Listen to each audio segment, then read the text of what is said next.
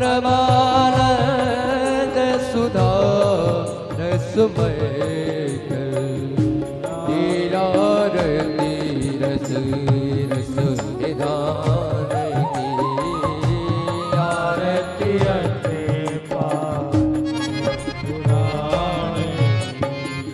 कलेबलबथने त्रिताप निवारणी कलेबलबथने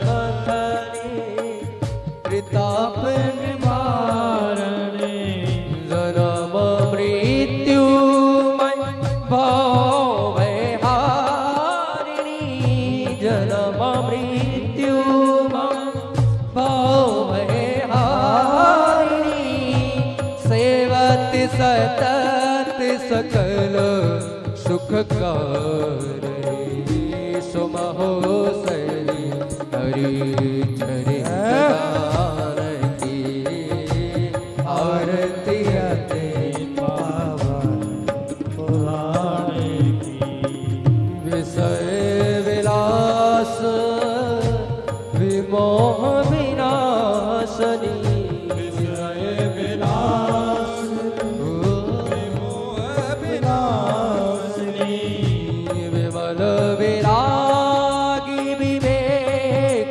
विनाशिनी विमल विराग विवेक विनाशिनी भगवत तत्व रहस्य प्रकाशनी परम ज्योति धारण ज्ञान की आरती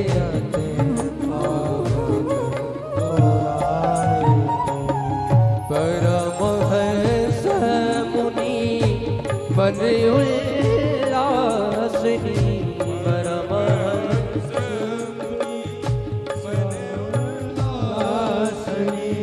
रस हृदय रसरास विलासिनी रस हृदय रसरास विलासिनी भुक्ति मुक्ति रति प्रेम सुदासिनी कथा कीर्तन प्रिय सुजान की आरती आते ओ धर्म भक्ति विज्ञान ध्यान की आरती आरती आरती पावन पुराण कर्पूर गौरम करुणावतारम संसारे सारम भुजगेन्द्रहारम सदा वसन्तं हृदयाल भवानि सतं नमामि त्वमेव माता च पिता त्वमेव त्वमेव बन्धु जगता त्वमेव वेद्या द्रवणं त्वमेव त्वमेव शरणं मम वन्दारमाला कुलितार्य कायिकपालमाला चतुर्शेखराय दिगम्बराय दिगम्बराय नमः शिवाय नमः शिवाय हरे राम राम राम हरे हरे कृष्ण कृष्ण कृष्ण हरे हरे हरे राम राम राम हरे कृष्ण कृष्ण कृष्ण हे गोविंद बोलो हरि गोपाल बोलो गोविंद बोलो हरि गोपाल बोलो गोविंद बोलो हरि गोपाल बोलो गोविंद बोलो हरि गोपाल बोलो गोविंद बोलो हरि गोपाल बोलो गोविंद बोलो हरि गोपाल बोलो। दोनों पंडाल से दोनों हाथ खड़े करके ताली बजाते हुए मीठी मीठी सभी लोग गाएंगे। श्री राधा रमण हरि गोविंद बोलो राधा रमण हरि गोविंद राधा रमण हरि गोविंद बोलो राधा रमण हरि गोविंद हरे राम राम राम हरि हरि हरि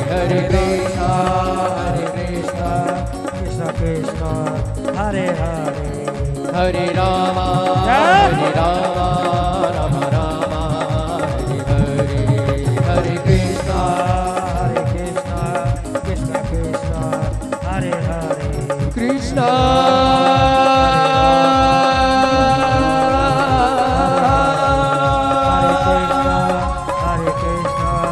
कृष्णा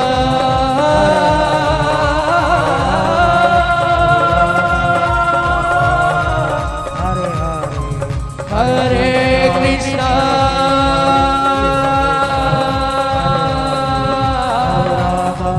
हरे राम हरे हरे,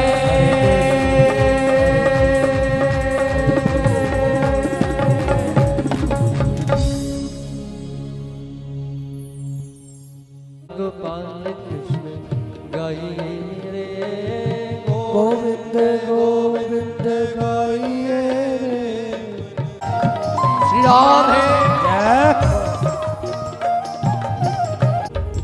गोविंद गोविंद गाइए रे, भजो मीरा के श्याम सुंदर गाइए रे, गोविंद गोविंद गाइए रे,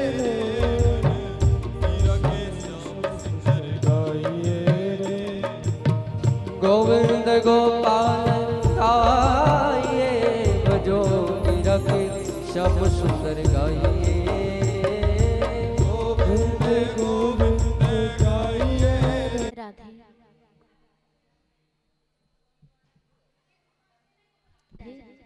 राधे राधे राधे श्री राधे, राधे राधे श्री राधे। बोलिए कृष्ण कन्हैया लाल की, श्री हनुमान जी महाराज की, माँ जगत जननी की,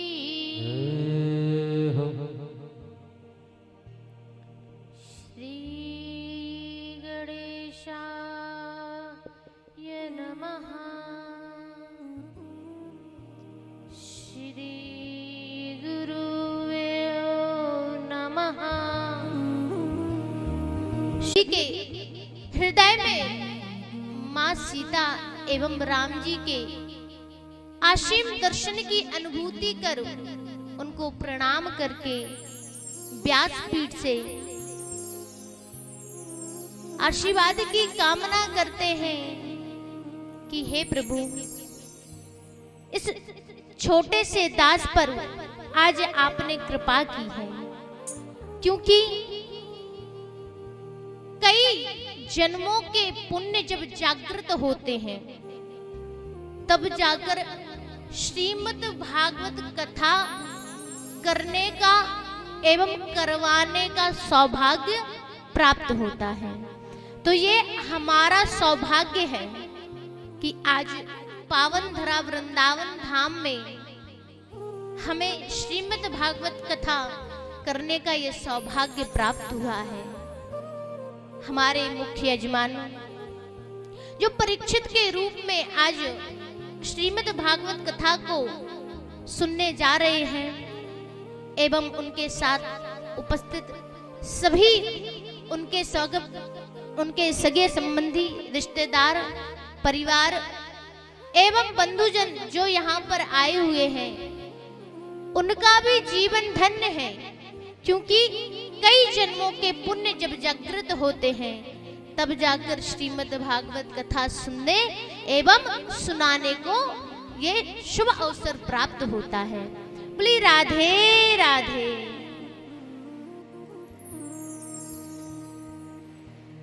परम मंगलमय श्रीमद् भागवत कथा को प्रणाम करते हुए माँ भगवती के चरणों में कोटि कोटि वंदना करते हुए आशीर्वाद की कामना करते हैं। सर्वप्रथम सभी श्रीमद् भागवत कथा में मन, तन और धन तीनों प्रकार से आज जो है श्रीमद् भागवत मई गंगा में गोता लगाने के लिए तैयार है, क्योंकि भागवत क्या है? एक गंगा रूपी है जो हमारे जीवन को तारने वाली है। ये क्या है? गंगा है, जो हमारे जीवन को पवित्र करने वाली है, हमारे जीवन को तारने वाली है। क्योंकि भैया एक गंगा वो है जो हरिद्वार काशी में बहती है। बोले चलो भैया गंगा जी में स्नान करके आते हैं, क्योंकि गंगा में स्नान करने से क्या होता है? तन पवित्र होता है। गंगा में स्नान कराए, तन की शुद्धि हो गई, लेकिन तन की शुद्धि के साथ साथ मन की शुद्धि होना भी अति आवश्यक है। क्यों? क्योंकि जब मन का मैल साफ नहीं हुआ तो तन की शुद्धि करके आखिर क्या करोगे? मन में जो मैल बैठा हुआ है, क्योंकि तन की शुद्धि तो कर ली आपने कैसे? गंगा स्नान करके। अगर कपड़े वस्त्र मैले हो जाते हैं तो आप क्या करते हैं? सर्फ साबुन से रगड़ रगड़ कर जो है उसको साफ कर देते हैं। लेकिन अगर मन मैला हो गया तो मन की शुद्धि कैसे की जाए? तो जब बात आती है कि मन की शुद्धि कैसे की जाए, तो सर्वप्रथम जो है श्रीमद् भागवत कथा का विचार आता है। क्योंकि ये ऐसी गंगा है जो हमारे तन को तो शुद्ध करती ही है, लेकिन हमारे मन को भी शुद्ध करने वाली ऐसी पवित्र श्रीमद् भागवत कथा ये गंगा है।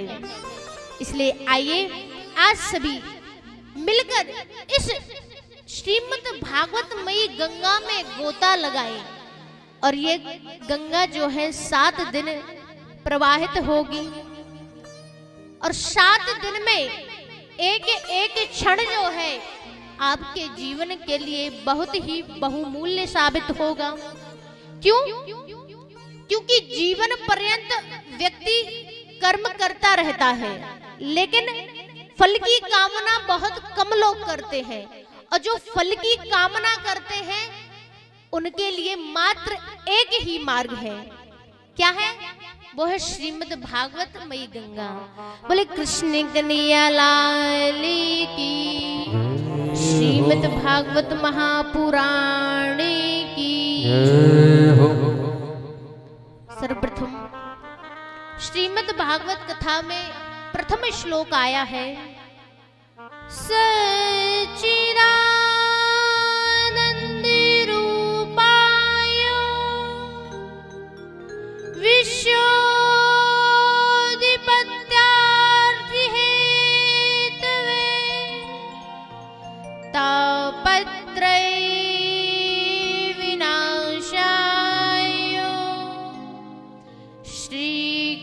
कृष्णाय वयं नुमः। भागवत में प्रथम श्लोक आया है, और इस प्रथम श्लोक में भगवान के स्वरूप की गणना की गई है, कि बताया गया है कि भगवान किस प्रकार है, भगवान का स्वरूप किस प्रकार है, भगवान दिखते कैसे हैं। तो प्रथम श्लोक में बताया है कि सच्चिदानंद रूपाय, भगवान का रूप किस प्रकार है? सत्य के समान है। और भगवान का जब स्वरूप सत्य के समान है तो सत्य होता क्या है? सत्य किसे कहा गया है? व्यक्ति कहता है कि हमारे जितना तो सत्य किसी ने नहीं बोला होगा, हमने तो जीवन में एक भी झूठ नहीं बोला। लेकिन ये व्यक्ति की अंतर आत्मा जानती है कि वो कितना सत्यवादी है, और जीवन में उतने कितने झूठ बोले हैं, कि झूठ जीवन से चल रहा है कि जीवन झूठ से चल रहा है, ये उसे पता होता है। लेकिन दिखावा करने वाला व्यक्ति क्या करता है कि हम बहुत सत्यवादी हैं। तो सत्य क्या है, और सत्य अगर है तो कहाँ है? तो इसलिए भगवान के स्वरूप में कहा गया है कि सच्चिदानंद रूपायो, भगवान का रूप ही क्या है? सत्य है। अगर आपको सत्य जानना है तो आप दर्पण के सामने खड़े हो जाइए, सच अपने आप पता चल जाएगा, क्योंकि वो कभी झूठ नहीं बोलता। क्यों नहीं बोलता भैया? बोलता होगा, किसी ने थोड़ी देखा, दर्पण भी झूठ बोल सकता है, लेकिन नहीं, दर्पण कभी भी झूठ नहीं बोलता। क्यों नहीं बोलता? क्योंकि जब आप शीशे के सामने, दर्पण के सामने खड़े होगे, तब वो क्या बताता है आपको? दर्पण बोलना तो नहीं जानता है, लेकिन बताता क्या है कि आप कैसे हो, काले हो, गोरे हो, मोटे हो, पतले हो, काने हो, जिस भी प्रकार के हो, लेकिन जो आप होगे वही बताएगा। दर्पण को आप ये सोचो, विचार करो कि अगर आप मोटे हैं, आपका सुंदर रूप नहीं है, और दर्पण से कहो भैया ये कुछ 2-4 लाख रुपए ले लो और हमें सुंदर बना दो, गोरा बना दो, बहुत अच्छा सुंदर दिखना चाहिए, तो दर्पण कभी रिश्वत लेकर आपको सुंदर नहीं बताएगा। आपको वही बताएगा जो आप हो। आप क्या हो? मोटे हो, पतले हो, गोरे हो, काले हो, जिस प्रकार के हो, लेकिन आपको दर्पण वही बताएगा जो आप हो। तो अगर सत्य जानना है तो दर्पण के सामने खड़े हो जाओ, वो अपने आप बता देगा। इसलिए जीवन में अगर कभी सत्य का मार्ग चुनना हो कि भैया सत्य कैसे देखा जाए, तो दर्पण की सहायता लो, दर्पण के जैसा बनो, कि कभी भैया किसी की पीठ पीछे बुराई नहीं करनी है, क्योंकि दर्पण जो है कभी झूठ नहीं बताता है, जो बोलेगा सच बोलेगा। ऐसा तो है नहीं कि बोलना जानता हो दर्पण तो वो चापलूसी करे, तो वो चापलूसी भी नहीं करता, रिश्वत भी नहीं लेता, तो करता क्या है? वो सत्य बताता है, वो सत्य के मार्ग पर चलता है। उसी प्रकार आपका जीवन अगर सत्य की तरह है तो आपको क्या है? गोविंद की प्राप्ति हो जाएगी। सत्य की बात की जाए तो एक गांव में हर वर्ष की भांति मेला लगा करता था, और उस मेले में नाना प्रकार की दुकानें लगती थी, क्योंकि भैया ये सत्य की परिभाषा बता रहे हैं आपको कि सत्य किस प्रकार का होता है। कि एक गांव में एक मेला लगा करता था हर वर्ष की भांति, और उस मेले में नाना प्रकार की दुकानें लगती थी। और आपको ज्ञात हो कि भैया जब गांव में, शहर में मेला लगा तो माताएं खूब भर भर के पोटली जो है सबसे पहले मेला देखने जाती हैं। एक वृद्ध माता जो है वो भी मेला देखने गई। माता ने विचार किया कि आज तो मैं मेले से बहुत नाना प्रकार की वस्तुएं खरीद कर लाऊंगी और अपने घर को साज श्रृंगार से सजाऊंगी।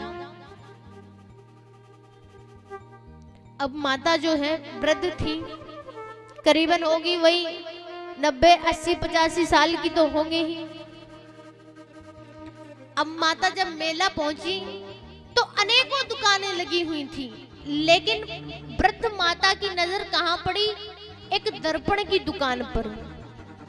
और उस दर्पण की दुकान में जाकर उन्होंने दुकानदार से कहा कि भैया मुझे एक अच्छा सा ढंग सा शीशा दिखा दो, दर्पण दिखा दो, जिसमें मैं बहुत ही सुंदर दिखनी चाहिए। बोले ठीक है। दुकानदार ने दर्पण दिखाया, 5 रुपए का जब दर्पण दिखाया तो वृद्ध माता को कुछ अच्छा नहीं लगा या जचा नहीं, जो भी हो, तो उन्होंने कहा कि दाम की चिंता मत करो, पैसे कितने भी लग जाए, लेकिन अच्छा ढंग का शीशा होना चाहिए जिसमें मैं बहुत ही सुंदर दिखूं। उन्होंने कहा ठीक है भैया। अब उन्होंने क्या किया? 10 रुपए का, 50 रुपए का, 100 रुपए का, 500 रुपए का, 1000 रुपए तक का शीशा दिखा दिया। लेकिन वृद्ध माता को कोई भी शीशा ढंग का नहीं लगा, जचा ही नहीं। जब अच्छा नहीं लगा तो 5 रुपए से लेकर 1000 रुपए तक के दर्पण देख लिए, कोई भी पसंद नहीं आया। तो अंत में क्रोधित होकर गुस्से में आकर दुकानदार का शीशा पटकते हुए कहा कि तुम्हारी दुकान पे कोई भी ढंग का शीशा नहीं है। अरे आज से 40 वर्ष पूर्व इसी गांव में मेला लगा था और उस गांव से मात्र 2 रुपए का शीशा जो मैं खरीद कर गई थी, उस शीशे में क्या ढंग की शक्ल थी। आंखें मोटी मोटी, ओठों पे लाली लगी हुई, गालों पर जो है अपने आप जो चेहरा ग्लो कर रहा था, भैया क्या ढंग का शीशा था। मानो ऐसा लग रहा था कि कोई अप्सरा जो है, कोई देवी जो है उतर कर आ गई है, इतनी सुंदर दिख रही थी। तो दुकानदार ने बड़ी सुंदर बात कही कि मैया माता, दोष ना तो मेरी दुकान में है और ना ही मेरे शीशों में है, मेरे दर्पण में दोष थोड़ी है। दोष तो आपकी उम्र में है, जो उम्र आपकी ढलती जा रही है। क्योंकि आज से 40 वर्ष पूर्व आप क्या थी, जवान थी, और अब क्या है, आपका बुढ़ापा आ गया है। और अगर तुम चाहो कि तुम इस शीशे को खरीद कर सुंदर बन जाओ तो तुम सुंदर नहीं बन सकती। और अगर तुम्हें सुंदर बनना है तो अपने मन को सुंदर बनाओ, ना कि तन को सुंदर। क्योंकि तन की चमकती हुई त्वचा जो है कुछ वर्षों तक रहती है, लेकिन मन की चमकती हुई दशा जो है सालों साल चलती है। इसलिए कभी भी जो है मन का मैल अगर साफ करना है तो भगवान का संकीर्तन कर लो। और अगर आपको अपना चेहरा चमकाना है तो भैया आजकल नए नए प्रोडक्ट आ चुके हैं, क्रीम, पाउडर, फाउंडेशन, कुछ भी लगा लो। लेकिन अगर चमकाना है तो क्या है, अपने चरित्र को चमकाओ, ना कि अपनी त्वचा को। इसलिए दर्पण की ये बहुत अच्छी सीख मिली कि अगर दर्पण को चाहो कि रिश्वत दे लो तो आप कभी भी जो है उससे चापलूसी नहीं करवा सकते। तो दर्पण क्या करता है, सत्य के मार्ग पर चलता है। दर्पण कभी झूठ का सहारा नहीं लेता है। और उसी प्रकार आपको भी अपने जीवन में सत्य का मार्ग अपनाना है। दर्पण के जैसे आपको अपना जीवन को बनाना है। आगे भगवान की व्याख्या की गई है कि चित्त कहलाता है प्रकाश।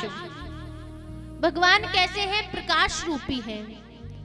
जब एक अंधकार में एक मोमबत्ती जलाई जाती है और उस मोमबत्ती के उजाले से पूरा घर जगमगा उठता है, उसी प्रकार जब कई समस्याएं, कई कठिनाइयां आपके साथ हो कि भैया खूब कठिनाइयां हो रही है, किसी भी प्रकार की समस्या का समाधान नहीं मिल रहा है और कष्टों से जो है जीवन घिरा हुआ है, विपदाओं का समय चल रहा है, लेकिन अगर उसी अंधकार में, उसी कष्ट की घड़ी में भगवान एक मोमबत्ती बनकर आ जाएं, तो पूरे अंधकार को, इस जीवन के कष्टों को जो है छीन कर लेते हैं। और अंधकार रूपी को जब भगवान प्रकाश में परिवर्तित करते हैं तो उसी प्रकार भगवान को कहा गया है कि भगवान क्या है, प्रकाश रूपी है। क्योंकि प्रकाश वो है जो आपके कमरे को तो उजाला देता ही है, लेकिन भगवान ऐसे प्रकाश रूपी है जो अपने जीवन में अंधकार चल रहा होता है, उस जीवन में अंधकार को जो है समाप्त करके आपके जीवन में रोशनी को भर देते हैं। तो भगवान कैसे हैं, प्रकाश रूपी हैं। और कहा गया है कि भगवान आनंद रूपी है, आनंद घन है। आनंद क्या होता है, अरे भाई किसी गूंगे व्यक्ति को भी रसगुल्ला, रबड़ी, रसमलाई खिला दी जाए तो भैया उससे पूछो कि रसगुल्ले का स्वाद कैसा है, तो वो बोल तो नहीं पाता। क्यों? क्योंकि गूंगा है, लेकिन वो अपने भावों को प्रकट अवश्य करता है कि हाँ भैया बहुत ही स्वादिष्ट है। तो उसी प्रकार भगवान क्या है? आनंद रूपी है। आनंद क्या होता है? क्योंकि जीवन में हर चीज का उल्टा अर्थ होता है। दुख का सुख होता है, हानि का लाभ होता है, यश का अपयश होता है। लेकिन कभी भी आप ये ध्यान रखिएगा कि आनंद का उल्टा अर्थ नहीं होता है। क्यों? क्योंकि आनंद कौन है? साक्षात श्री कृष्ण है, और जहां कन्हैया है वहां आनंद ही आनंद है। तो भैया आनंद का कोई उल्टा अर्थ नहीं होता है, क्योंकि आनंद जो है साक्षात कृष्ण है, साक्षात ठाकुर जी है। इसलिए भगवान का सुंदर स्वरूप है सत्य चित्त आनंद। और अगर ये तीनों चीजें जीवन में आ जाती हैं तो जीवन का उद्धार हो जाता है। और जब जीवन का उद्धार हो जाता है तो ये जीवन रूपी नैया जो चल रही है ये भव संसार से पार हो जाती है। बोले कृष्ण कन्हैया लाल की। आइए सर्वप्रथम मन और वाणी को पावन करने हेतु हरि नाम संकीर्तन करते हैं। हो जय जय राधा रमण हरि बोल, जय जय राधा रमण हरि बोल, जय जय राधा रमण हरि बोल दे, जय जय राधा रमण हरि बोल, जय जय राधा रमण हरि बोल, जय जय राधा रमण हरि बोल। सभी गाएं। जय जय राधा रमण हरि बोल रे, जय जय राधा रमण हरि बोल, जय जय राधा रमण हरि बोल दे, जय जय राधा रमण हरि बोल। राधा रमण लाल की जय। दोनों हाथ से ताली सेवा करते हुए गए। श्री राम जय।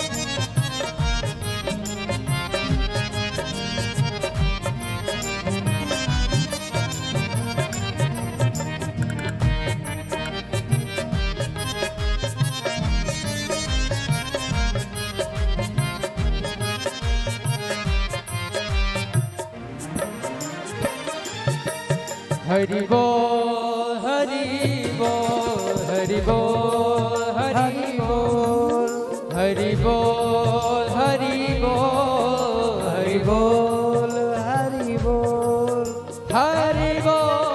हरि बोल हरि बोल हरि बोल हरि बोल हरि बोल हरि बोल हरि हरि हरि बोल हरि बोल हरि बोल हरि हरि हरि बोल हरि बोल हरि हरि हरि बोल। जय जय राधा रमण हरि बोल, जय जय राधा रमण, जय जय राधा रमण हरि बोल रे, जय जय राधा रमण हरि बोल। श्री राधे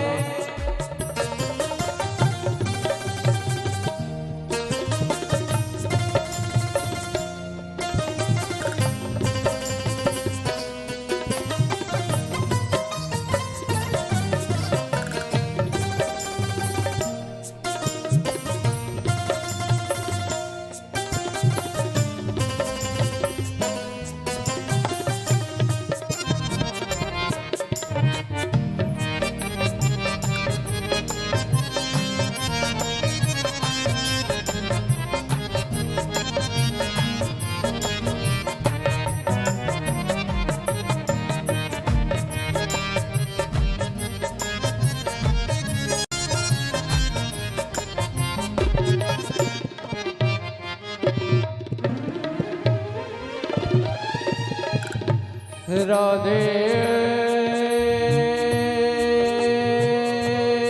अपने अमर प्रेम की एक बूंद बरसा दो, उस सावरिया से के बाद दो दो बातें करवा दो। राधे तू बड़ी भागिनी, कौन तपस्या की, तीन लोक के स्वामी है, सब तेरे आधीन। क्योंकि राधा कृष्णमय है और कृष्ण राधामय है। राधा और कृष्ण अलग नहीं है, दोनों ही एक ही है और एक ही का विग्रह है राधा और कृष्ण। राधा कृष्णमय है और कृष्ण राधामय है। तो राधा रानी और कन्हैया का गुणगान आप सभी लोग मीठी मीठी ताली सेवा करते हुए बड़े भाव के साथ गाएंगे हमारे साथ। जय जय राधा रमण हरि बोल रे, जय जय राधा रमण हरि बोल, जय राधा रमण हरि बोल रे, जय जय राधा रमण हरि बोल, हरि बोल, राधा रमण हरि बोल रे, जय जय राधा रमण हरि बोल, हरि बोल, हरि बोल, हरि बोल, हरि बोल, हरि बोल, हरि बोल, हरि बोल, हरि बोल, हरि बोल, हरि बोल, हरि बोल, हरि बोल, हरि बोल, हरि बोल, हरि बोल, हरि ओ बोल, हरि बोल, हरि बोल, हरि हरि हरि बोल, हरि बोल, हरि बोल, हरि हरि हरि बोल, जय राधा रमण हरि बोल, जय जय राधा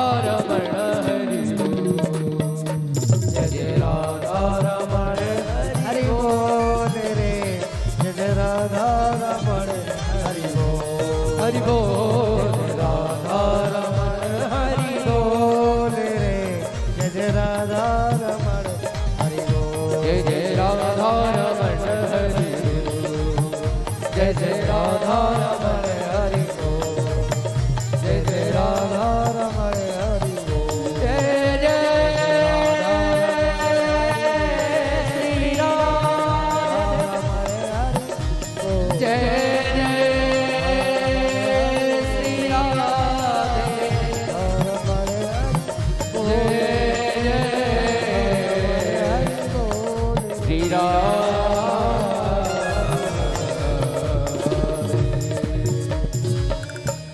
राधा रमण लाल की जय हो, श्री राधा रानी सरकार की जय हो, जय जय श्री राधे, जय जय श्री राधे, जय जय श्री राधे। बोली कृष्ण कन्हैया लाल की।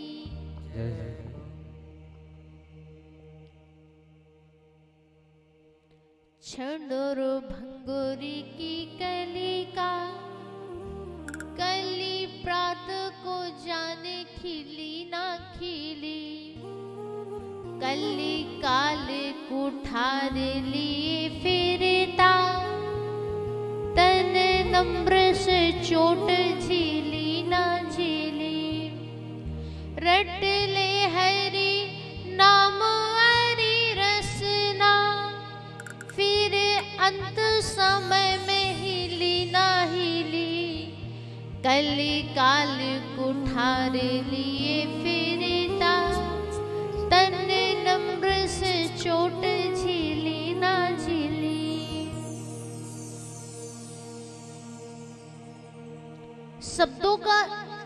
ये है कि जीवन की ये जो नैया है समय के अनुसार चलती जाती है, लेकिन समय रहते इस समय का जो सदुपयोग हो जाए वो क्या है? जीवन है।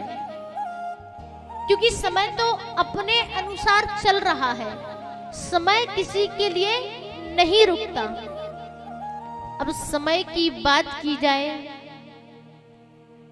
तो समय तो चल रहा है, आप देख नहीं सकते कि समय क्या है। और समय जब चलता है तो उसकी गति धीरे धीरे करके अपने आप बढ़ना प्रारंभ कर देती है, तेज होती जाती है। व्यक्ति का जन्म होता है, जन्म के बाद जब वो इस संसार में आता है तो संसार में आकर घुटनों के बल पैरों से जब चलने लगता है, चलते चलते दौड़ना प्रारंभ करता है, फिर उसकी शिक्षा पूर्ण होती है, विवाह होता है, बाल बच्चे होते हैं, उनके भी विवाह होते हैं, और धीरे धीरे कर कर क्या आ जाता है? बुढ़ापा आ जाता है। लेकिन समय का पता नहीं चला कि कब व्यक्ति ने जन्म लिया और कब बुढ़ापा आ गया। अब भाई बुढ़ापे में क्या करना होता है? बुढ़ापे में तो कोई काम ही नहीं होता, क्योंकि भैया बहुएं आ जाती हैं। लेकिन बुढ़ापे में लोग कहते हैं कि जब बुढ़ापा आएगा तब जाकर तीर्थ यात्रा करेंगे, भागवत सुनेंगे, सत्संग करेंगे। लेकिन भागवत की उत्पत्ति कहां से हुई? भागवत सर्वप्रथम किसने सुनी और क्यों सुनी? तो ये बात आपको बताते हैं कि पावन भक्ति ज्ञान वैरागी की कथा को आप सभी लोग बड़े प्रेम पूर्वक श्रवण करेंगे कि भक्ति माता ने विचार किया कि ये जीवन अपने समय अनुसार चल रहा है और ये समय कब बीत जाएगा कुछ पता नहीं, तो भैया सभी जगह की तीर्थ यात्रा कराओ। समय पता नहीं है कब बीत जाए, भगवान जाने। तो उन्होंने अपने दोनों पुत्र ज्ञान और वैराग्य को कहा, चलो भैया हमें तीर्थ यात्रा करा लाओ, क्योंकि बुढ़ापे में तो भैया लड़का और बहू ही काम आते हैं और कोई काम नहीं आएगा। तो जब अपने दोनों पुत्रों से कहा भक्ति महारानी ने कि हमें तीर्थ यात्रा करा लाओ, तीर्थ यात्रा करना प्रारंभ की। काशी जी हो आए, बनारस हो आए, चारों धाम की यात्रा कर आए, 12 ज्योतिर्लिंग कर आए, 108 शक्तिपीठों के दर्शन हो आए। अब सारी परिक्रमा पूर्ण कर ली। अब परिक्रमा पूर्ण करते ही जैसे ही वृंदावन धाम में भक्ति महारानी ने प्रवेश किया, तो जैसे ही उन्होंने प्रवेश किया तो उनका वृद्ध शरीर जो है, कुछ क्षण, जितने ही क्षण वो आगे बढ़ती जाए और उनका शरीर जो है जवान होता गया। और यमुना के किनारे जैसे ही भक्ति महारानी अपने दोनों पुत्रों ज्ञान और वैराग्य के सहित वहां पर पहुंची, तो उस क्षण क्या हुआ ये आप अनुमान नहीं लगा सकते कि भक्ति महारानी जो है, जो सभी जगह की यात्रा पूर्ण करके अब वृंदावन धाम की यात्रा करने के लिए आई थी, वो भक्ति महारानी वृंदावन धाम में आकर जवान हो गई। और उनके दो पुत्र जो है ज्ञान और वैराग्य, वो वृद्ध अवस्था में इस क्षण में आ गए कि आंखें भी ना खोल पाए, मूर्छित अवस्था में आ गए। जब भक्ति महारानी को देखा तो उनके लिए लाखों करोड़ों जो है सेविकाएं आ गई। और भक्ति महारानी कौन है? ये वो माता है जो आज हर व्यक्ति के जीवन में उनके हृदय में विराजमान है। क्यों? क्योंकि अगर व्यक्ति के अंदर भक्ति नहीं होती, भाव नहीं होते, तो भगवान को कोई पूजता क्या?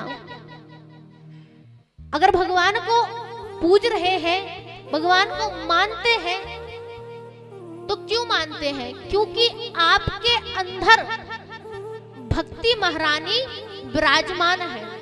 अगर आपके अंदर भक्ति नहीं है तो आप किसी भी प्रकार से ना भगवान को मानोगे, ना पूजा पाठ को मानोगे। तो अगर आज इस समय आप भगवान को पूजते हैं, भगवान को मानते हैं, तो उसका एकमात्र कारण है, और वो क्या है? भक्ति महारानी। भक्ति महारानी के सेवा में हजारों सेविकाएं उपस्थित हो गईं, और जब उनके पुत्र ज्ञान और वैराग्य मूर्छित अवस्था में वहां पर पड़े हुए थे, तो उन्होंने विनती की, नाना प्रकार की दवाइयां करवाई कि भैया आखिर ऐसा क्या है इस वृंदावन में, जो मैं इस वृंदावन में जब आई तो मैं तो जवान हो गई, क्योंकि मेरी क्या थी? वृद्धावस्था थी। लेकिन मेरे दोनों पुत्र जो हैं इस वृद्धावस्था में आकर, जो कि क्या थे? जवान थे, लेकिन न जाने क्या हुआ ऐसा कि जैसे ही वृंदावन में प्रवेश किया तो वृद्ध हो गए और मूर्छा से जागृत ना हो। नाना प्रकार की दवाइयां करवाई, तब भी मूर्छा से तनक भी जागृत ना हो। अब नारद जी ने विचार किया कि हम भी अब यात्रा का समय हो गया है। नारद जी का काम रहता था कि नारद जी कभी भी एक घड़ी एक स्थान पर स्थित नहीं रहते थे। नारद जी ने नाना प्रकार की यात्राएं की। अब उन्हें विचार आया कि जाकर वृंदावन में देखा जाए कि वृंदावन की महिमा का बखान तो सुना है, लेकिन अभी तक दर्शन नहीं हुए। तो नारद जी जो है जब वृंदावन जाते हैं तो वृंदावन में यमुना किनारे देखते हैं कि एक देवी जो है, उनका स्वरूप किसी देवी की प्रकार देवताओं के जैसा लग रहा है कि ये कोई साक्षात देवी यहाँ पर प्रकट हो गई हो। लेकिन नारद जी क्या देखते हैं कि उनकी गोद में दो वृद्ध बूढ़े व्यक्ति लेटे हुए हैं और मूर्छित अवस्था में हैं।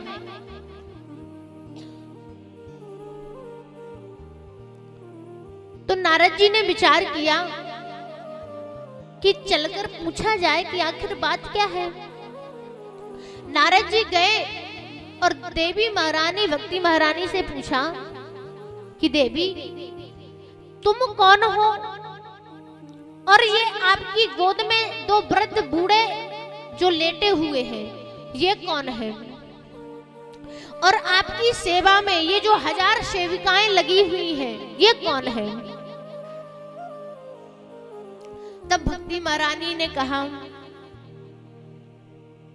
अहम भक्ति रीति ख्याता इमो में तनियो मयो ज्ञान वैराग्य नामानो कालियोगे निजर्जरो। मैं भक्ति हूँ, मेरा नाम क्या है? भक्ति है, और ये मेरे दोनों पुत्र हैं ज्ञान और वैराग्य।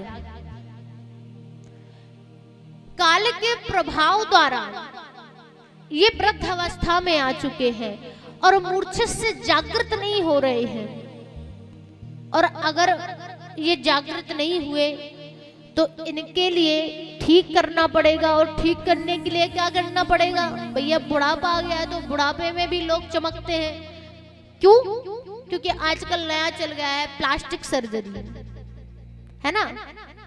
तो अगर इस देश में, भारत देश में मेरे पुत्र जो हैं जवान नहीं होते हैं, मूर्छा से जागृत नहीं होते हैं, तो मैं इनके लिए विदेश ले जाऊंगी।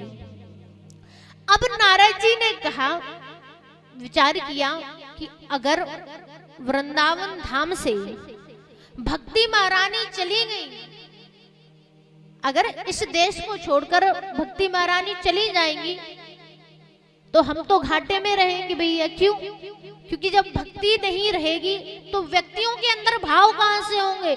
जब भाव नहीं होंगे तो भक्ति ही नहीं होगी, और जब भक्ति नहीं होगी तो कोई भगवान को नहीं मानेगा, कोई भगवान को नहीं पूजेगा।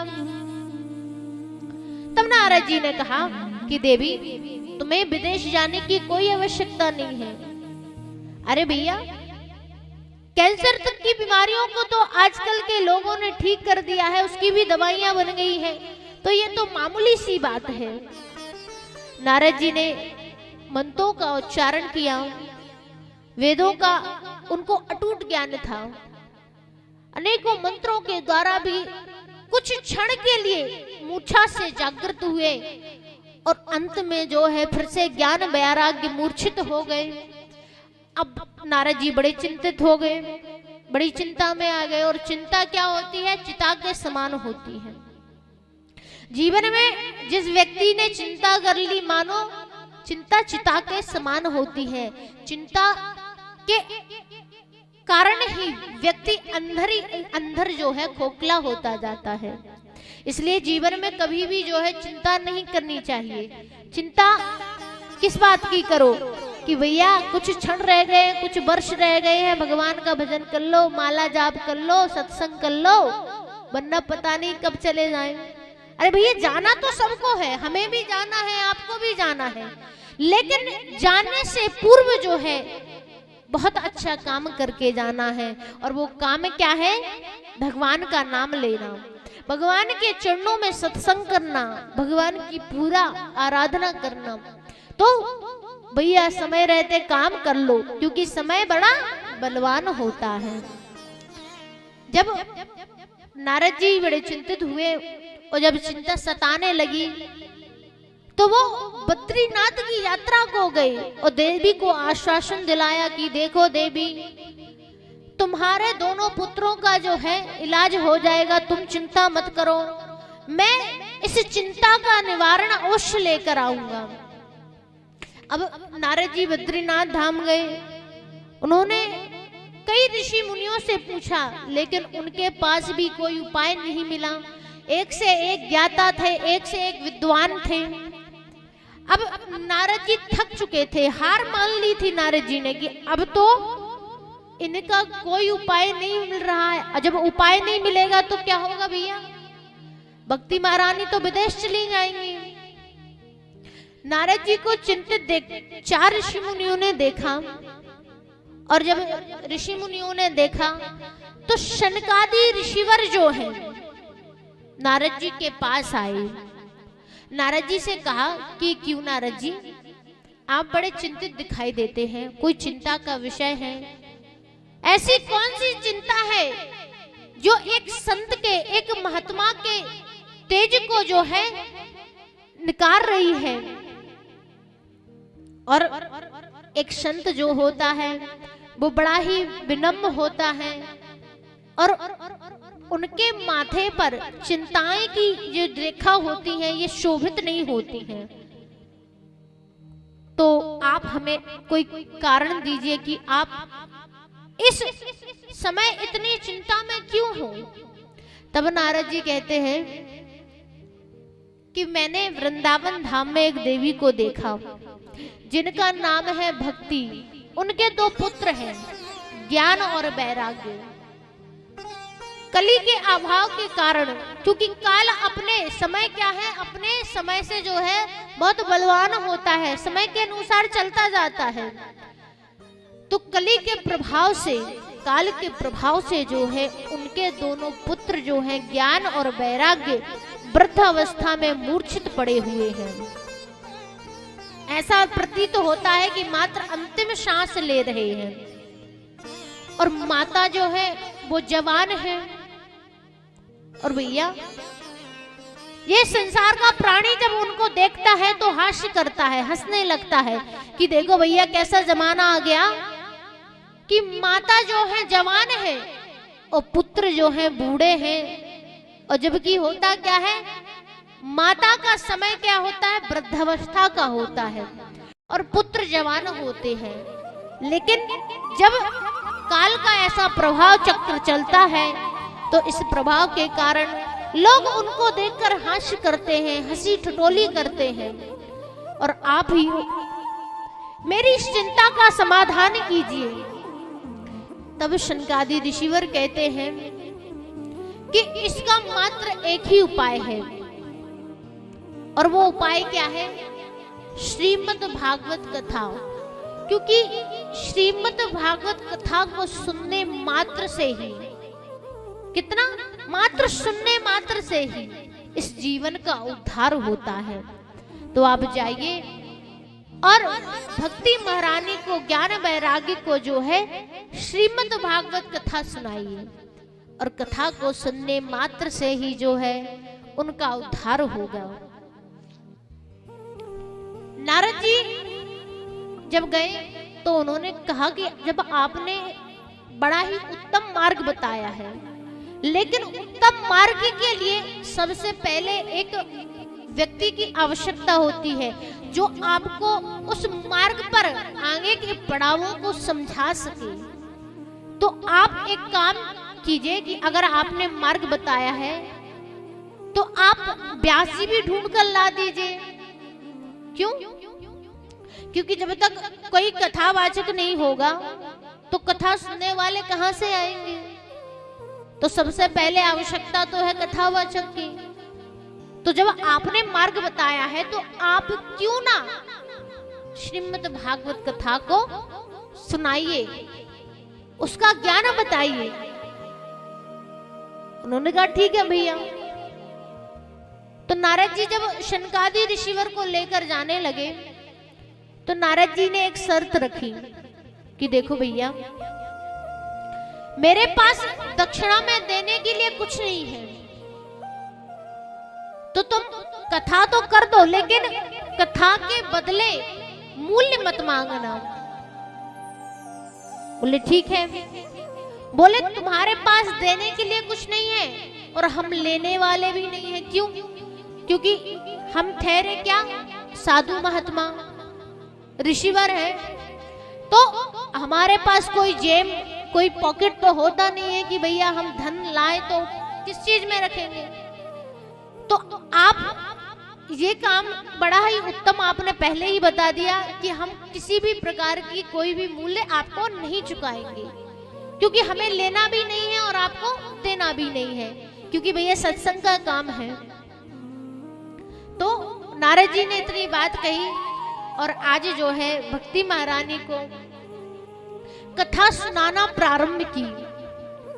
जब कथा सुनाना प्रारंभ की तो प्रथम दिवस से भक्ति महारानी ज्ञान वैराग्य ने कथा सुनना प्रारंभ की। जब कथा सुनना प्रारंभ की तो कथा के पहले दिन से लेकर 7 दिनों तक जो समय चलता है वो समय बहुत ही अमूल्य होता है। ये अमृत का समय होता है। यहाँ जब भागवत कथा चलती है वो उस समय में अमृत की वृष्टि होती है।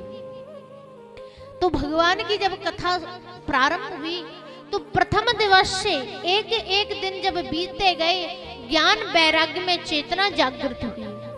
जब चेतना जागृत हुई, अंतिम के 7वें दिन जिस दिन कथा विश्राम होती है, तो उस दिन जो है ज्ञान वैराग्य जवान होकर थिर थिर नाचने लगे। जब भगवान साक्षात नारायण प्रकट हुए और नारद जी के इस सुंदर वाक्य पर जो है नारद जी ने जब बीड़ा बजाई, इंद्र ने मृदंग बजाया, प्रहलाद ने ताली बजाई और भक्ति महारानी ज्ञान वैरागी तीनों मिलकर नाचने लगे। बोले कृष्ण कन्हैया लाल की, लक्ष्मी नारायण भगवान की। तो उस समय भक्ति महारानी बड़ी प्रसन्न हुई, क्योंकि सबसे बड़ा सुख क्या होता है? संतान का। और जब संतान कष्ट में थी, दुख में थी, तो भक्ति महारानी भी दुख में थी, क्योंकि माता पिता जब अपनी संतानों को कष्ट में देखते हैं तो माता पिता भी कष्ट में रहते हैं, कोई सुख में नहीं रहते। तो जब ज्ञान वैराग्य में चेतना जागृत हुई और नाचने लगे थिर थिर, तो भक्ति महारानी बड़ी प्रसन्न हुई और कहने लगी कि हे प्रभु, ये जीवन पर्यंत जो है, जब तक जीवन रहेगा तब तक अगर वास होगा तो वो वृंदावन धाम में होगा।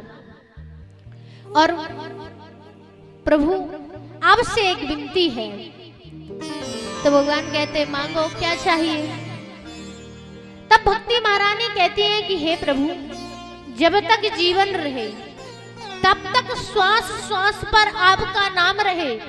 और दूसरी बात कि अगर कहीं भी कथा होती है, कहीं भी संकीर्तन होता है, कहीं भी आपका नाम होता है, जाप होता है, पाठ पूजा होती है, तो श्रीमद् भागवत कथा 7 दिन की होती है। अब ये 7 दिन की क्यों होती है ये भी बता दिया जाए। क्यों? क्योंकि जीवन के 7 दिन बड़े महत्वपूर्ण होते हैं। दिन कितने होते हैं? 7 होते हैं। सोमवार, मंगल, बुध, गुरुवार, 7 ये हो गए। और जब विवाह होता है तो फेरे भी कितने होते हैं? 7 होते हैं। और व्यक्ति के जन्म कितने होते हैं? 7 बार होते हैं। तो जीवन में 7 का बड़ा महत्व है, इसलिए कथा जो है कितने 7 दिन की जाती है। भैया और ज्यादा होगी तो व्यक्ति भी विचार करने लगता है कि अब बहुत सत्संग हो गया, अब अपना अपना घर देखा जाए। तो कथा 7 दिन जब तक चलती रहे तो 7 दिन में एक दिन प्रभु आप अवश्य पधारिएगा। आज भक्ति महारानी को प्रभु वरदान देते हैं कि जाओ भक्ति, हम तुम्हें वरदान देते हैं कि जहां भी श्रीमद् भागवत कथा होगी, जहां भी मेरी राम कथा होगी, तो मैं एक दिन अवश्य पधारूंगा। और आज से तुम्हारा वास जो है वृंदावन धाम में होगा। क्यों? क्योंकि आज अगर भागवत का ये ज्ञान जो है वो तुमसे है, अगर तुम नहीं होगी तो ये ज्ञान किसी काम का नहीं होगा। तो आज से भक्ति महारानी का वास जो है वृंदावन धाम में होता है। यहाँ जब भागवत समाप्त होती है, विश्राम लेती है, क्योंकि भागवत क्या है, खत्म नहीं होती, कभी भी समाप्त नहीं होती। भागवत कथाएं विश्राम लेती हैं। तब जब भक्ति महारानी कथा को पूजन करती हैं, वंदन करती हैं, तो व्यास जी महाराज जी एक उपदेश देते हैं। वो उपदेश क्या है? सदा सेव्या सदा सेव्या श्रीमद् भागवती कथा, यस्या श्रावण मात्रेणो हरिषित समाशये।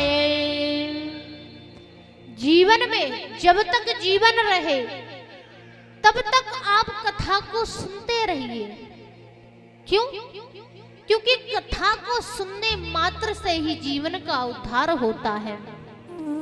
और जब आप कथा सुनना प्रारंभ कर देते हैं तो धीरे धीरे पापी व्यक्ति भी जो है एक भक्त के रूप में प्रकट हो जाता है। क्या होता है? बदलाव होता है व्यक्ति के अंदर। तो भागवत कहती है कि आप कथा को तब तक सुनिए जब तक जीवन में बदलाव नहीं आता। और जब आपको ये प्रतीत होने लगे अंदर से कि अब आपके जीवन में बदलाव आने प्रारंभ हो गए हैं, तब भी कथा को कभी छोड़िए मत। क्योंकि कथा क्या है? साक्षात गोविंद है। और अगर एक बार आपने कथा को पकड़ लिया, कथा का संग ले लिया, तो आपको गोविंद त्यागते नहीं है। लेकिन अगर आपने कथा को सुनना छोड़ दिया, भागवत को छोड़ दिया, तो गोविंद भी आपको त्याग देते हैं। तो जब तक जीवन रहता है तब तक आपको कथा को सुनना है, और तब तक सुनना है जब तक बदलाव ना आ जाए। और बदलाव आने के बाद भी कथा को सुनना छोड़ना नहीं है। जब तक आपके जीवन में एक श्वास रहेगी तब तक आप कथा को सुनते रहिए। यही कथा का सार है। क्योंकि सदा सेव्या श्रीमद् भागवती कथा, भागवत कथा को जीवन पर्यंत सुनना ही कथा का मूल्य रूप है। बोले श्रीमद् भागवत महापुराण की। अब भागवत का मूल रूप क्या है? भागवत है क्या? भागवत को 4 शब्दों में बताया गया है, भा, वा, गा और ता, ये 4 शब्द। तो भागवत के लिए क्या कहा गया है? भा माने भक्ति, गा माने ज्ञान, वा माने वैराग्य, ता माने तारना। भागवत क्या है? जो भक्ति से ज्ञान को प्राप्त होता है। जब व्यक्ति के अंदर ज्ञान आने लगता है तो अपने आप वैराग्य की प्राप्ति होती है, और जो व्यक्ति वैराग्य को धारण कर लेता है वो इस संसार से अपने आप इस भवरूपी नैया को पार कर जाता है। तो भागवत का अर्थ यही है कि भा माने भक्ति, गा माने ज्ञान, वा माने वैराग्य और ता माने तारना। भा का अर्थ जो है बड़ा ही सुंदर होता है। क्यों? भक्ति तो हर व्यक्ति में विराजमान है, लेकिन भागे कहेत भाग्य खुल जाते हैं, गाके कहेत गुमान मिट जाते हैं, वाके वर्ण होते भक्तन विष्णु के, और ताके कहे से सिंधु तर जाते हैं। तो देखिए, भा का अर्थ होता है भारत का भूषण भाग। ये भागवत बड़ा ही सुंदर भाव है, क्योंकि भागवत की उत्पत्ति कहाँ हुई है? भारत में हुई है, ना कि विदेशों में। तो ये भारत जो है बहुत ही अमूल्य चीज है। भारत क्या है? बहुत ही अमूल्य है, क्योंकि एक समय में भारत को क्या कहा जाता था? सोने की चिड़िया। तो भारत का भूषण भाग कहलाता है भागवत, क्योंकि उत्पत्ति कहाँ हुई है? भारत में। और भागवत क्या होता है? साज श्रृंगार का रूप होता है, गाने बजाने वाला होता है, और इसमें साक्षात वासुदेव का स्वरूप होता है। वासुदेव का दर्शन आपको कराया जाता है, क्योंकि भागवत जब आप सुनना प्रारंभ करते हैं तो 1 नहीं, 2 नहीं, 3 दिन तो आपको कथा समझ में नहीं आएगी कि भैया क्या सुन रहे हैं। और समझदार व्यक्ति जो कथा को निरंतर सुनता रहता है, वो कथा को एक ही बार में समझ जाता है कि कथा का मूल्य क्या है, कथा का ज्ञान क्या है, कथा होती क्या है, और कथा सुनने से लाभ क्या होता है। तो भागवत अनेक प्रकार की होती है, लेकिन सार क्या है? ये जीवन का सार बताती है। क्योंकि जब आप कथा सुनना प्रारंभ करेंगे तो 7 दिन में जितनी भी कथाएं चलेंगी वो आपको आपके जीवन की सीख बताएंगी कि आपने अपने जीवन में कितना क्या क्या कैसे कैसे किया है और क्या कर रहे हैं, कि आपको क्या करना है क्या नहीं करना है। ये सब कुछ आपको क्या है? भागवत बताती है। आप दानी है, ज्ञानी है, बलवान है, अभिमानी है, जिस भी प्रकार के हैं, ये भागवत आपको बताती है। और भागवत का मूल्य उद्देश्य ही जो है व्यक्ति के अंदर के भावों को जागृत कराना होता है। ऐसी हमारी भागवत श्रीमद् भागवतमयी गंगा जो है आज से प्रथम दिवस की बेला में प्रारंभ हो चुकी है। और इस प्रथम दिवस की बेला में आप सभी ने भक्ति ज्ञान वैराग्य की कथा को बड़े प्रेम पूर्वक श्रवण किया है। बोले कृष्ण कन्हैया लाल की जय हो। श्वास श्वास पे कृष्ण भजो, श्वास वृथा मत जाए, न जाने इस श्वास को आवन हो या न हो। बड़े भाव के साथ मीठी मीठी ताली सेवा करते हुए ठाकुर जी के नाम का कीर्तन करें सभी लोग। ओ मुझको राधा रमन कर दो सामन,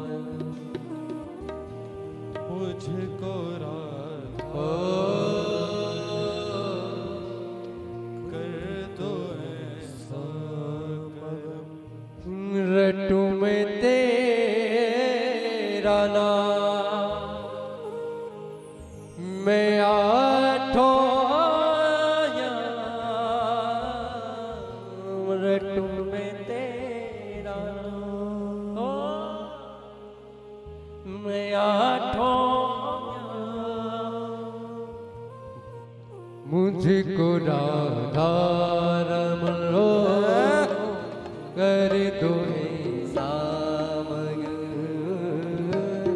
मुझको राधा रमण हो कर दो ऐसा मगन, हो मुझको राधा रमण हो कर दो ऐसा मगन, मुझको राधा रमण। ताली सेवा करते हुए कर दो ऐसा मगन, रटू में तेरा नाम बेआठोया, रटू में तेरा नाम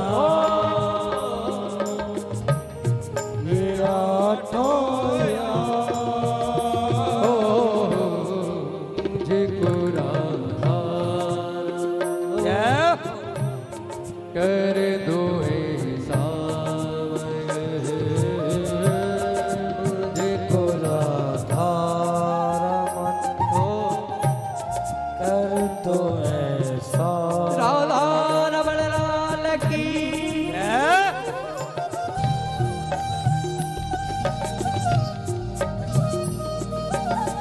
श्री राधे। हरि बोल।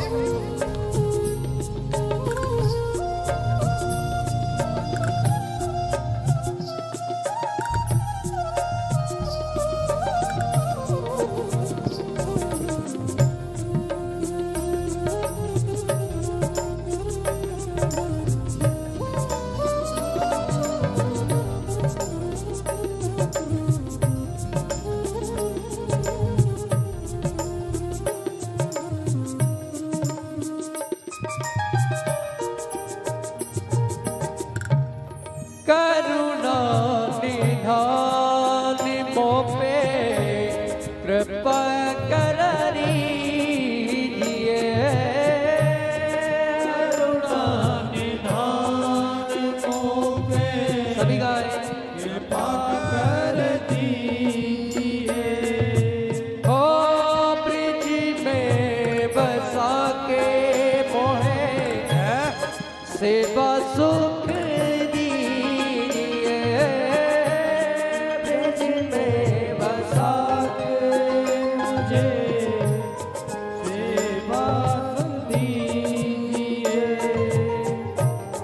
ब्रिज में बसा के मोहे सेवा सुख दी, ओ ब्रिज में बसा के मोहे सेवा सुख दी, प्रेम से भर दो गाऊं तेरे भजन, प्रेम से भर दो गाऊं तेरे भजन, रटू में तेरा नाम ठोया, रटू में तेरा नाम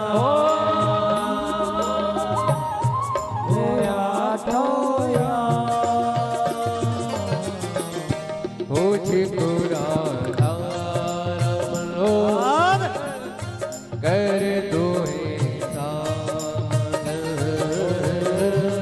मुझको राधा रमण हो कर दो ऐसा मगन। राधा वल्लभ लाल की ताली सेवा करते हुए राधे।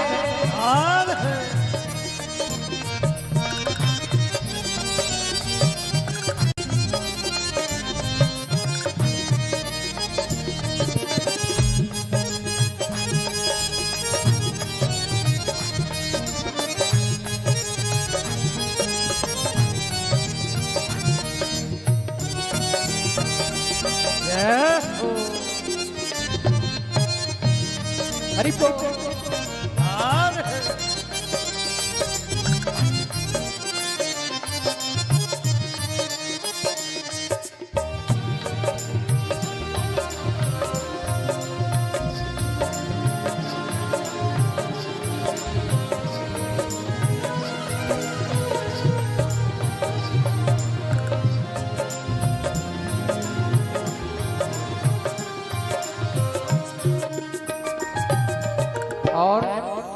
ठाकुर जी तो इतना भी कह रहे हैं क्या? पावन भूषणों से आपको सजाऊं मैं, पावन भूषणों से सभी का आपको सजाऊं मैं। ओ नित्य नव मोदिनी हाथों से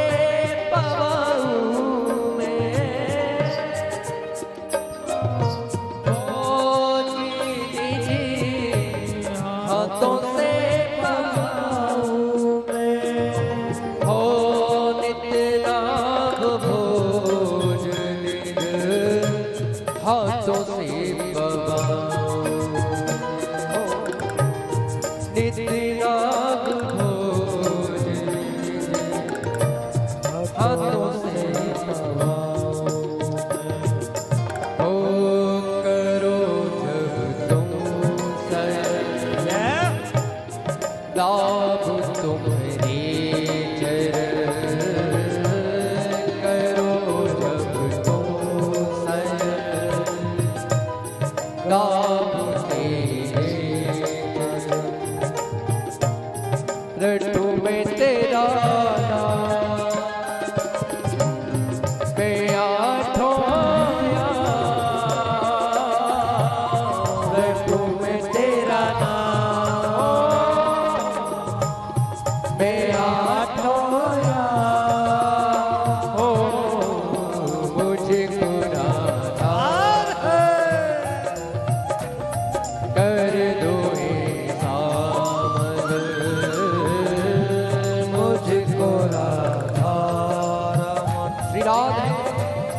कर तो ऐसा मगन। वृंदावन बिहारी लाल की दोनों हाथ से ताली से वक्त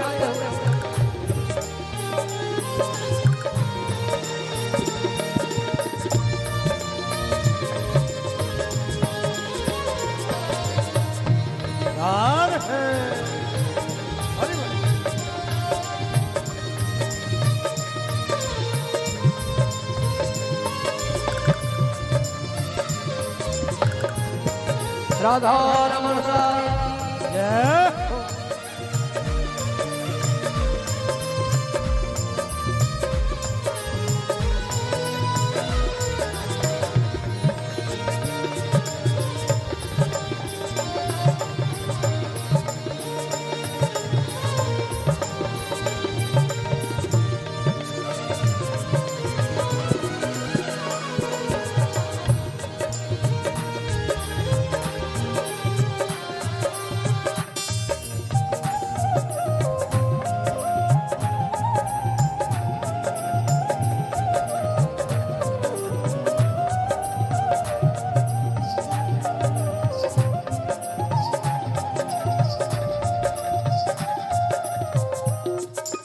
और प्यारे जब भी विहार करो प्यारी संग साबरे, जब भी विहार करो प्यारी संग साबरे, फूल बन जाऊं जहां धरो तुम तुम बाबरे, फूल बन जाओ जहाँ करो तुम पाओ रे, फूल बन जाओ जहाँ करो तुम पाओ रे।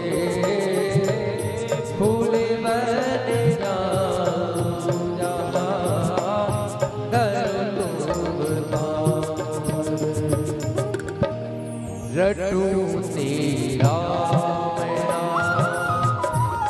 हे आठों यामिया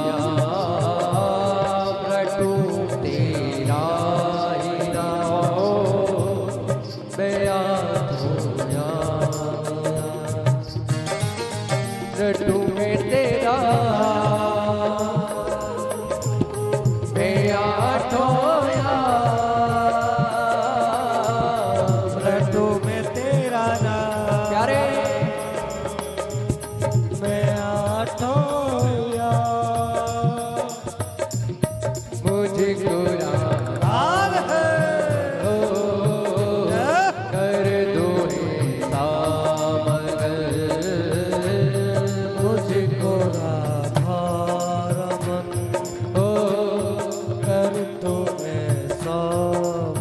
तो ताली सेवा करते हुए गाएं।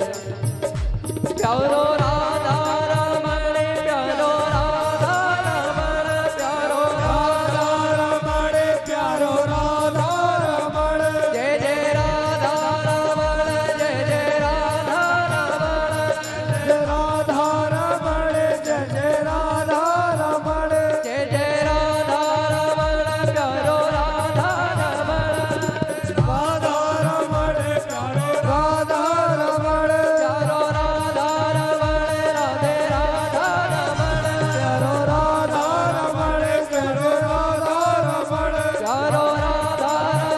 प्यारो राधा रमण, राधा रमण, प्यारो राधा रमण, जय जय राधा रमण, प्यारो राधा रमण, जय जय राधा रमण, प्यारो राधा रमण, जय जय राधा रमण, प्यारो राधा रमण, जय जय राधा रमण, प्यारो राधा रमण, प्यारो राधा रमण, प्यारो राधा रमण, प्यारो राधा रमण, प्यारो राधा रमण, बोली राधा रमण लाल की राधा वल्लभ लाल की जय जय श्री राम।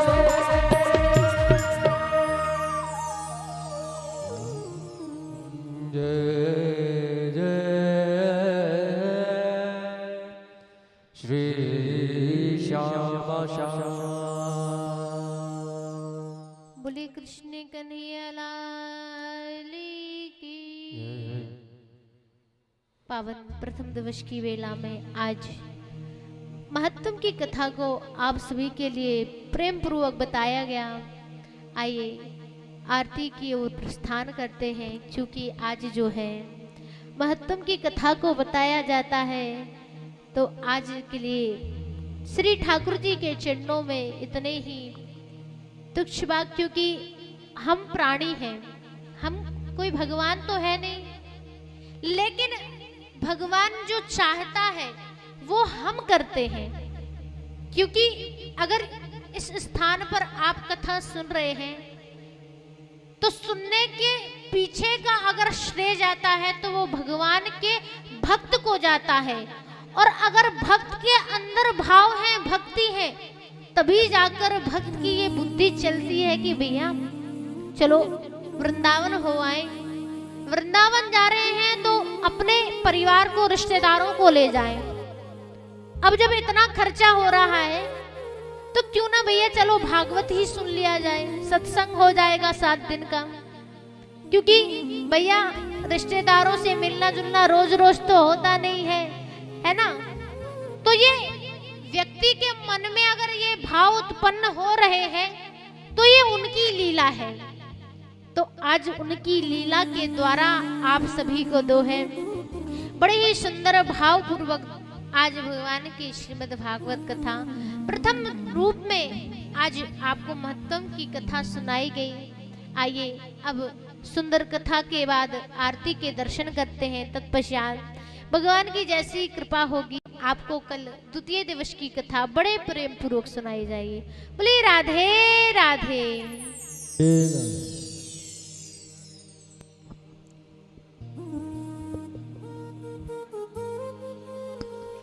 और कल से देखिए ठीक 2 बजे से कथा प्रारंभ होगी। तो सभी माताएं, तो कल कथा का समय जो है 2 से 6 रहेगा। तो सभी माताएं फलहार करके, जिन माताओं को फलहार करना है, जिन माताओं को भोजन करना है, देखिए क्योंकि ये कहा नहीं जाता है कि भैया हम फलहार करके ही, व्रत रख के ही कथा को सुने। क्योंकि कथा कैसे होती है? शक्ति से होती है, ठीक है। और जब व्यक्ति के अंदर शक्ति होती है तभी भक्ति की जाती है। तो भाव भक्ति द्वारा ही कथा को श्रवण करें। सभी लोग प्रेम से एक बार राधे राधे बोलिए। बोलिए राधे राधे। कल ठीक 2 बजे से 6 बजे तक कथा का समय। ओम ज्वालाकरालमद्युग्नामसे सहस्रशोधनं त्रिशूलं पातनो भित्रभद्रकाली नमोस्तुते। चंद्रमा मनसो जातचक्षुः सूर्यो अजायता श्रोत्राद्वायसपराडस्य मुखादग्निरजायतः। श्री बांके बिहारी तेरी आरती गाऊं, श्री बांके बिहारी तेरी आरती गाऊं, श्री श्याम सुंदर तेरी आरती गाऊं, सुंदर तेरी आरती गाऊं, हो आरती गाऊं, आपको मनाऊं, आरती गाऊं प्यारे आपको मनाऊं, हो आरती गाऊं लाला आपको रिझाऊं, आरती गाऊं लाला आपको रिझाऊं, श्री रमण बिहारी तेरी आरती गाऊं, रमण बिहारी तेरी आरती गाऊं, मोरी मुकुट प्यारे शीशे पे सोने, और मुकुट प्यारे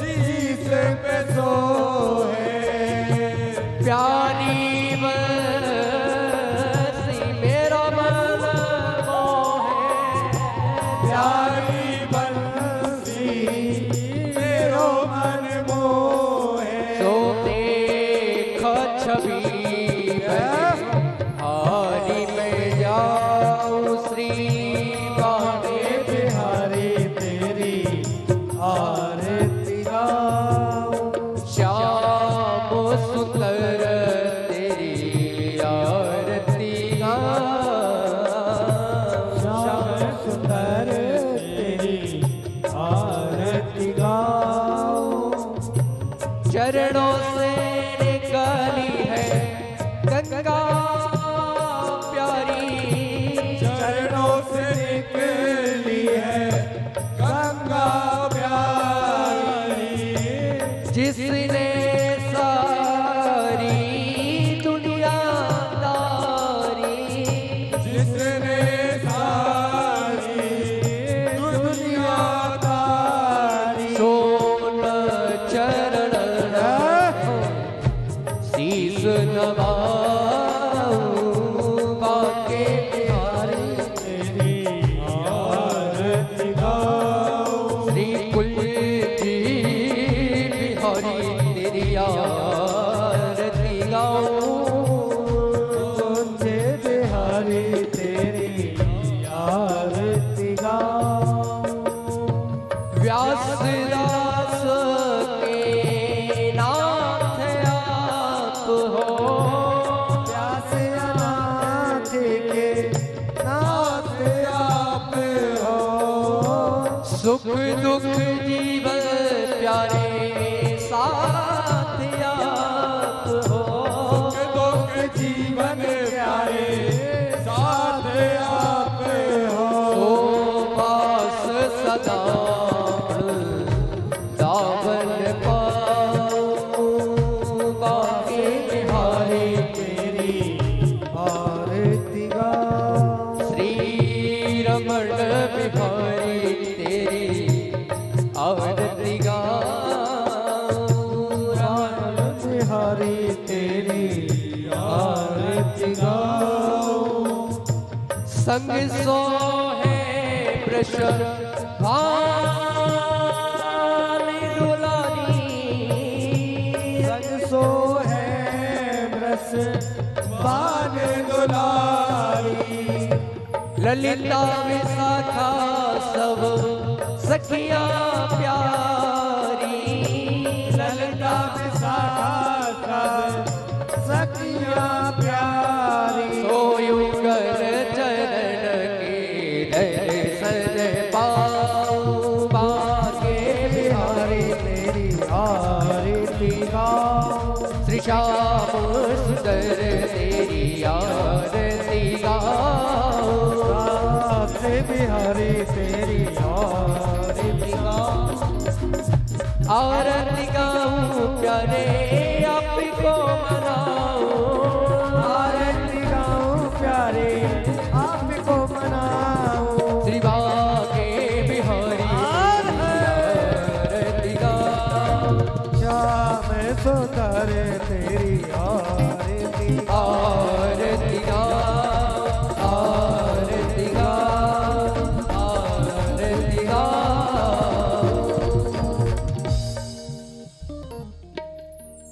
श्री भागवत भगवान की है आरती, पापियों को पाप से है तारती। भागवत भगवान की है आरती, आरती पापियों को पाप से है तारती। ए अमर ग्रंथ मुक्ति पंथ पंचम वेद निराला, नभ ज्योति जगाने वाला। ये अमर ग्रंथ ये मुक्ति पंथ पंचम वेद निराला, नव ज्योति जगाने वाला।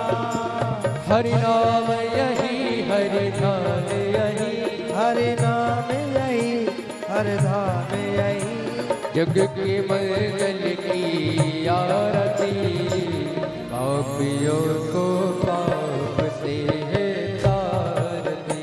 से भागवत भगवान की है आरती, पापियों को पाप से है तारती। यह शांति गीत पावन पुनि, पापों को मिटाने वाला, हरि दर्श कराने वाला। शांति गीत पावन पुनीत, पापों को मिटाने हरि दर्श कराने वाला। यह सुख करणी यह दुख हरणी, ये सुख करणी ये दुख हरणी। श्री मधुसूदन जी की आरती, पापियों को पाप से है तारती। श्री भागवत भगवान की है आरती, पापियों को पाप से है तारती। यह मधुर बोल जग पंथ खोल, सन्मार्ग बताने वाला, बिगड़ी को बनाने वाला। ये शांति गीत मधुर बोल जग पंथ खोल सद मार्ग बताने वाला, बिगड़ी को बनाने वाला। श्री राम यही घनश्याम यही, श्री राम यही घनश्याम यही, राजा राम यही घनश्याम यही, राजा राम यही घनश्याम यही। यह प्रभु महिमा की आरती, पापियों को पाप से है तारती। श्री भागवत भगवान की है आरती, पापियों को पाप से तारती। कर्पूर गौरव करुणावतारम, संसार सारम भुजगेन्द्रहारम, सदा वसन्तं हृदयारविन्दे भवं भवानी शतं नमामि। तारमाला कुलत्याजकाय, कपालमाला जलसेकराय, दिगम्बराय च दिगम्बराय, नमः शिवाय नमः शिवाय। त्वमेव माता च पिता त्वमेव, त्वमेव बन्धु सखा त्वमेव, त्वमेव वेद्या रमणं त्वमेव, त्वमेव सर्वं मम देव देव। हे गोविन्द बोलो हरि गोपाल बोलो, गोविंद बोलो हरि गोपाल बोलो। हे गोविन्द बोलो हरि गोपाल बोलो, गोविंद बोलो हरि गोपाल बोलो। गोविंद बोलो हरि गोपाल बोलो, गोविंद बोलो हरि गोपाल बोलो। गोविंद बोलो हरि गोपाल बोलो, गोविंद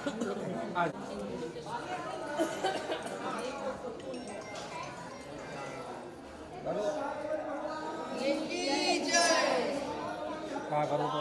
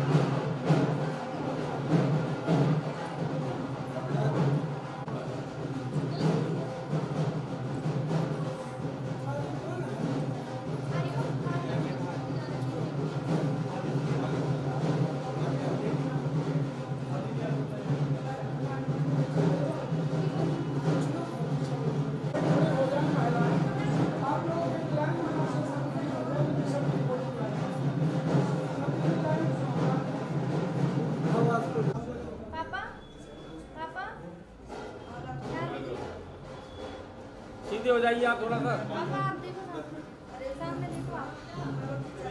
देखते नहीं रहते, काम करते रहते, फिर पूजा कहेंगे फोटो में सही नहीं है। ओम स्वस्ति न इंद्रो वृद्धश्रवाः स्वस्ति नः पूषा विश्ववेदाः स्वस्ति नस्तार्क्ष्यो अर्चनेमिः स्वस्ति नो बृहस्पतिर्दधातु प्रतस्त्वा मरुतः स्वस्तिर्मादिरः सुवञ्जावाणो विदधे गुणमयः। ओम श्री बालगोविन्दाय नमः। सर्वोपचारार्थे गन्धाक्षत उद्बाणं समर्पयामि। श्रीखण्डनं चन्दनं दिव्यं गन्धाद्यं सुपुरोगं विलेपनं सुरश्रेष्ठो चन्दनं विलगृह्येतामः। गन्धानुलेपनं समर्पयामि। बालगोविन्ददेवताभ्यो नमः। श्री राधाय नमः। श्री किशोरी देव्यै नमः। बोल लाडली लाल की जय, राधा वल्लभ लाल की जय, बांके बिहारी लाल की जय, राधा रमण लाल की जय, वृंदावन धाम की जय, भागवत भगवान की जय। जय श्री राधे। बोल बरसाने वाली की जय हो।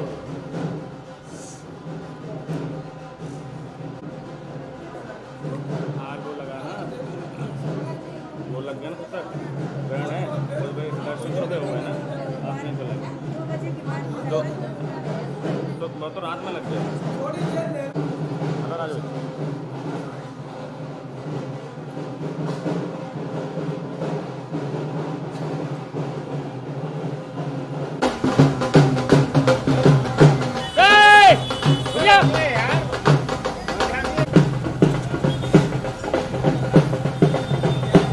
राजू भाई आई कराना ना घर में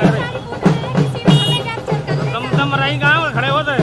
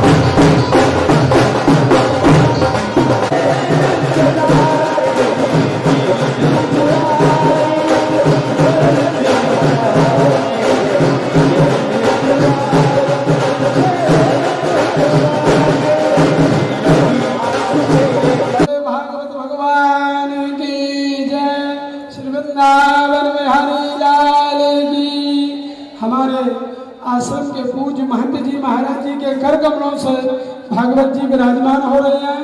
बोलिए संत भगवान की, परम पूज्य महाराज जी स्वामी जी महाराज की। हाँ, हमारे परम पूज्य महाराज जी का बड़ा हम लोगों के ऊपर असीम आशीर्वाद है और उनके कर कमलों से, उनके आशीर्वाद से यह कार्य संपन्न होने जा रहा है, सारा शुभारंभ होने वाला है। श्री वृंदावन बिहारी लाल की, रामकृष्ण देव की, हनुमान गढ़ी की, श्री हनुमान जी महाराज की, परम पूज्य गुरुदेव भगवान की, श्री भागवत भगवान की, गिरिराज की, बांके बिहारी लाल की, सद्गुरु देव भगवान